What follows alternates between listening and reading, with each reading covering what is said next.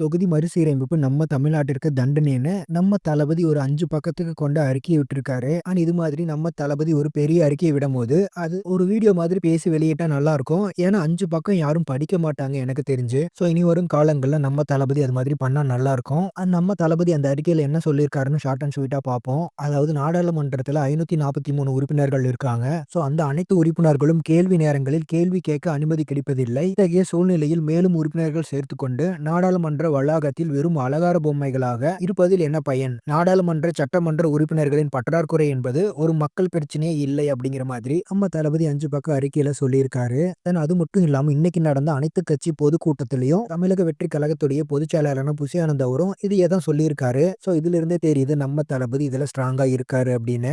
இதெல்லாம் பார்க்கும்போதே தெரியுது தமிழ்நாட்டுக்கு எது தேவையோ அத நம்ம தளபதி கரெக்ட்டா பண்றாருன்னு. நம்ம தளபதி மாதிரியே மற்ற கட்சியில இருக்கவங்களும் என்ன சொல்றாங்கன்னு வெயிட் பண்ணி தெரிஞ்சுக்கலாம். ஃபைனலா இது மாதிரியே தளபதி பத்தின அப்டேட்ஸ்க்கு நம்ம சேனல மறக்காம சப்ஸ்கிரைப் பண்ணுங்க. Thank you friends.